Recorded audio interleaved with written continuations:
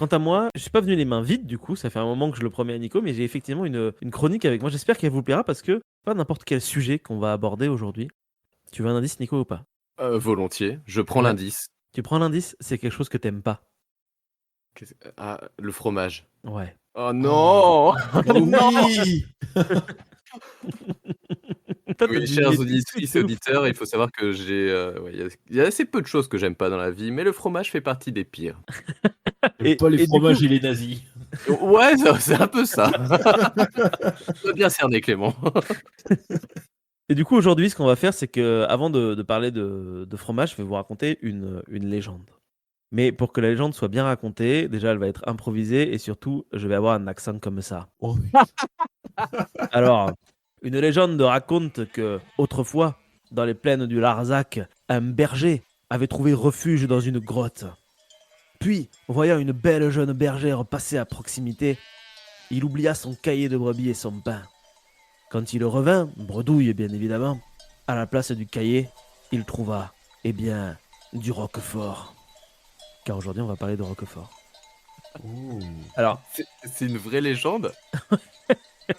la légende raconte que le roquefort serait né dans une grotte à cause de la négligence d'un berger qui serait parti à la recherche d'une jeune fille et qui aurait oublié son cahier de brebis et son pain. Mais c'est à la fois classe et pas classe du Et tout. pas classe du tout, non. C'est trop bien. C'est trop bizarre. Les légendes de la campagne française. Claire. Qu'est-ce que vous savez du roquefort tous les deux Est-ce que vous savez des trucs dessus ou pas? Bah, tous les points bleus. Enfin, non, je confonds. Alors moi aussi j'aurais dit les points bleus, un Ouais, truc mais on qui le sent confond mauvais, souvent qui avec ressemble le à de la bleu, justement. moisissure. C'est les Mais je sais pas. champignons, les fromages. qu'il y a Ouais, dedans, en fait, pour faire du roquefort, il vous faut du lait de brebis. Voilà, déjà c'est pas mal. Ouais. Il vous faut du Penicillium roqueforti, qui est un champignon qui est C'est ça. issu du pain de seigle. D'où la légende du mec qui a oublié son pain à côté de son cahier de brebis, parce qu'en fait, les petits champignons seraient partis du pain pour aller en fait sur le cahier de brebis. Ce qui veut dire qu'en gros, le gars, il est parti chercher une meuf pendant des jours et des jours en fait, hein. Il vous faut aussi une cave bien spécifique composée de fleurines. Alors, si vous vous demandez ce que c'est qu'une fleurine, sachez que ce sont des fissures propres aux cosses avec des températures variant entre 0 et 10 degrés dans l'année, guère plus. Et enfin, il vous faut une dernière chose pour pouvoir faire du roquefort, et c'est peut-être la chose la plus importante. Vous devez installer votre production de roquefort à Roquefort-sur-Soulzon, dans le Larzac. C'est une Ça paraît appellation. logique. Exactement, sinon c'est pas du roquefort. Cette appellation, elle remonte il y a un sacré paquet de temps. Mais avant de parler de l'histoire du roquefort, ce que je vous propose, c'est que je continue à vous expliquer un petit peu comment on fabrique du roquefort. C'est de l'impro total ce que je fais. Allez, vas-y, on terminera, on fera l'intro à la fin, c'est pas grave. Maintenant, voyons comment faire du roquefort en 6 étapes, donc disais-je. La fabrication du roquefort se fait en 6 étapes distinctes. La première, c'est la collecte du lait. Donc ça nécessite d'aller chercher du lait chez les brebis. La deuxième, c'est la découpe et le brassage du caillé. En gros, on va créer du caillé de brebis à partir du lait. Et ensuite, on va le découper en petits dés, en petits cubes. Et le lait reçoit la pression pour se transformer en caillé. Puis ensuite, il est découpé en cubes. Et ensuite, il est brassé. Puis, troisième étape, il sera moulé à la main. C'est-à-dire que le caillé va être mis dans un moule grâce à une pelle à main. Il faut 2 moules pour faire un fromage. C'est à ce moment-là que le fromage sera saupoudré du fameux Penicillium roqueforti, sans lequel il ne pourra jamais devenir du roquefort. Ensuite vient la technique de l'égouttage, c'est-à-dire que les fromages vont être retournés 3 à 5 fois par jour à la main une fois de plus. Ensuite, on va saler, c'est-à-dire qu'on va frotter les mains salées, avec des mains salées le pourtour d'une face, puis 3 jours après, on va faire l'autre côté. Et enfin, reste la dernière étape, à savoir l'affinage. On va laisser le champignon se développer dans les caves grâce à l'air frais transmis au travers des fameuses fleurines dont je vous parlais tout à l'heure. Voilà donc comment on réussit à faire du roquefort. Et sachez que moi je suis bien content que le roquefort existe parce que depuis tout petit je suis un énorme fan du roquefort. Je pourrais m'en enfiler des tartines entières. Je sais qu'il y a beaucoup de gens qui trouvent que c'est un fromage qui pue. C'est trop bon. En un sens, je peux pas vous en vouloir, notamment toi, je pense Nico, je pense que si je te fais goûter du roquefort, tu vas t'effondrer, j'imagine. Même le voir, je pense que j'ai un malaise un peu. Puisque effectivement, c'est du fromage avec un vieux champignon moisi dessus. Mais pourtant, cette saveur incroyable, ce goût, j'en ai l'eau à la bouche quand il est crémeux, c'est un truc de dingue le roquefort. Et du coup, c'est aussi pour ça que je voulais faire cette chronique dessus. Avant de poursuivre, sachez que les sources sur le roquefort sont en réalité très faciles à trouver, puisqu'il suffit d'aller sur le site de Roquefort sur Soulzon. Et là, il y a le descriptif de toutes les caves de roquefort qui existent là-bas et toutes leurs histoires, toute leur production, etc. Donc si vous êtes intéressé, n'hésitez pas à aller y faire un tour. Alors, la première question, c'est d'où vient le roquefort? Eh ben, j'en ai parlé dans l'introduction, le roquefort vient du Larzac. C'est un plateau situé dans le sud de la France, dans l'actuel Aveyron, une région peuplée depuis longtemps. En effet, là-bas, on peut y trouver des Gaulois, Rutènes et Galabes, qui s'y sont installés depuis le 8e siècle avant Jésus-Christ. Dès l'Antiquité, Pline l'Ancien mentionne d'ailleurs dans ses textes un fromage frais gaulois qui serait fort goûtu. Il l'appelle, et attention, je vais parler latin, Lesurae Gabalidique Pagi. Plusieurs siècles plus tard, vraiment bien plus tard, ce sera au tour de Grégoire de Tours de parler de fromage Gabal qui aurait été jeté par les Gaulois, d'après lui, dans les eaux d'un lac du mont Elianus, consacré à la lune et consommé ensuite durant des repas servis à l'occasion de ce genre de rituel. Donc en gros, ce qu'on constate, c'est que visiblement le Larzac a quand même la réputation de faire du frometon depuis un sacré bout de temps. Alors est-ce que c'était vraiment déjà du Roquefort? Est-ce qu'il y avait vraiment le principe du Penicillium roqueforti? Probablement pas. Mais cette légende antique va se poursuivre, cette fois-ci au Moyen-Âge. En effet, nous sommes à Albi au 9e siècle. Et l'évêque du diocèse d'Albi rencontre Charlemagne et en profite pour lui donner un petit fromage persillé venant tout droit du Larzac. Et l'empereur l'apprécie tout particulièrement.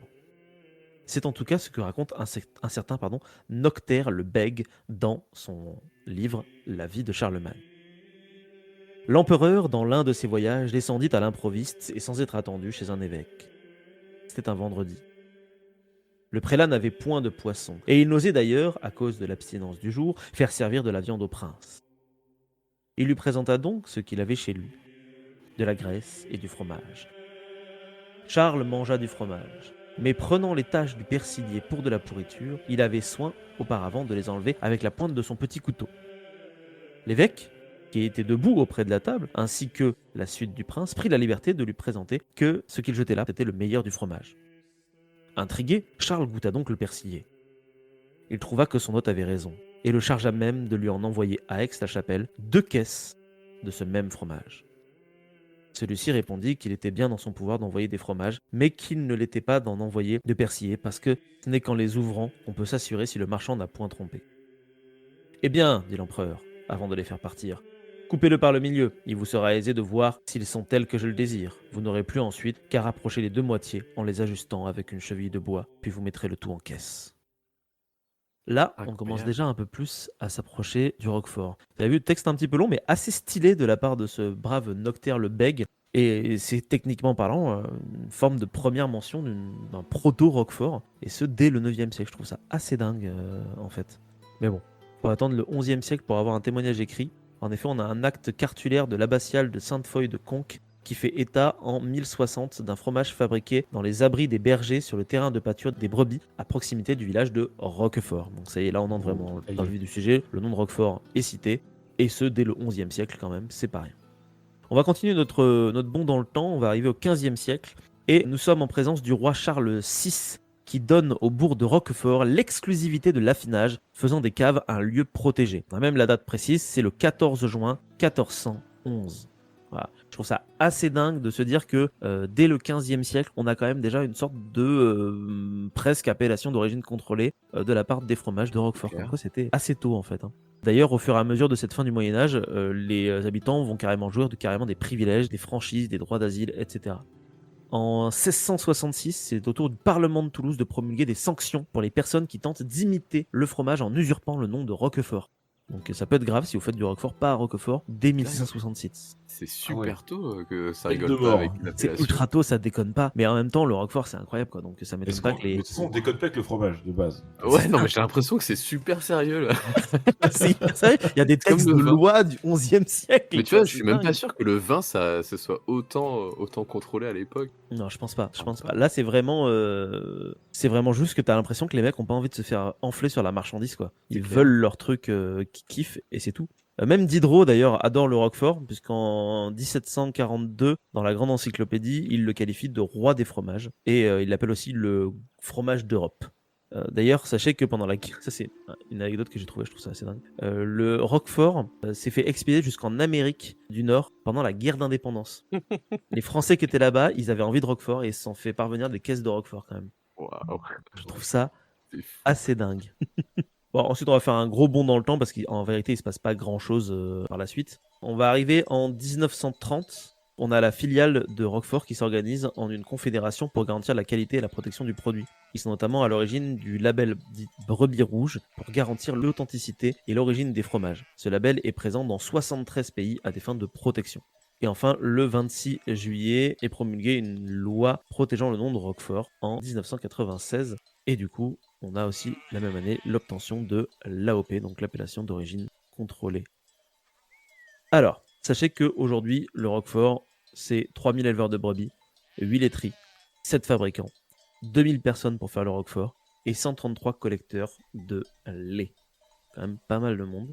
Cependant, il n'existe que 7 fabricants de Roquefort dans le monde. Soit donc en fait à Roquefort-sur-Soulzon quand même. On ne peut pas en faire ailleurs. Est-ce que vous connaissez des marques de Roquefort ou pas? Alors, Roquefort Société. Alors, il y a Roquefort Société, effectivement, qui a été fondée le 25 février 1825 et qui fonde justement l'acte fondateur de la Société civile des caves. On connaît leur production, ils produisent environ 10 000 tonnes de Roquefort par an. Donc, c'est Ouais, le je plus crois gros que c'est le plus fournisseur gros, de non? Roquefort au monde. Ouais, c'est le plus gros. C'est pour ça qu'on les voit dans tous les supermarchés. Tant qu'on a d'autres, Clément, des fabricants de Roquefort? Non, parce que c'est pas un fromage que j'achète beaucoup, donc non. Est-ce que tu as des images qui te viennent en tête, toi, Nico, ou pas? Des images de l'enfer, de fin du monde. J'étais sûr que t'allais dire ça. Attends, t'avais dit qu'il y avait 7 marques de Roquefort, c'est ça? Tout Ça à fait fait, un ouais. peu les 7 cercles de l'enfer de Nicolas, tu vois. Ah bah là, Ouais, c'est clair. non. Alors, on a la deuxième compagnie de Roquefort la plus grande, c'est Papillon, qui a été créée en 1916 et qui possède son propre fournil pour le pain de seigle. Donc ça veut dire qu'elle n'a pas besoin d'acheter du seigle ailleurs pour créer le pénicillium roqueforti. Oh. Alors on voit qu'il y a déjà un gros gap avec Société puisqu'elle ne produit que 2550 tonnes par an contre 10 000 pour Société. La troisième fromagerie, c'est la fromagerie Occitane, qui est la seule coopérative parmi les 7 fabricants. C'est elle qui va reprendre les caves des frères Alric en 1976, qui était un d'anciens producteurs de Roquefort. Et la fromagerie Occitane produit 2200 tonnes par an. Ensuite, en quatrième position, nous avons Gabriel Coulet, qui, selon la légende, dit qu'en cherchant à creuser une cave à vin, il a découvert des fleurines dans le trou qu'il avait percé. Il devient alors fromager en 1872, et aujourd'hui, sa société produit 2000 tonnes de fromage par an. Nous avons ensuite Vernière qui est présent dans le village depuis 1664, donc c'est une très vieille famille. Elle possède, en tout cas à cette époque-là, 5 des 18 caves existantes. C'est aujourd'hui la 5e génération qui gère une entreprise familiale officielle depuis 1890. Ils produisent 1200 tonnes par an et là où c'est intéressant, c'est qu'un tiers de leur consommation se fait hors de France. Nous avons ensuite la fromagerie Carle, fondée par François Carle en 1927, qui est dirigée par la 3e génération. Aujourd'hui, c'est Madame Delphine Carle qui produit 230 tonnes de fromage par an. C'est apparemment une production très familiale, d'après ce qu'ils disent sur leur site internet. Et enfin, la dernière entreprise, c'est le Vieux Berger, qui a été fondé par la maison Combe. Le Vieux Berger, ça existe depuis 1923 et ils produisent seulement 180 tonnes de fromage par an.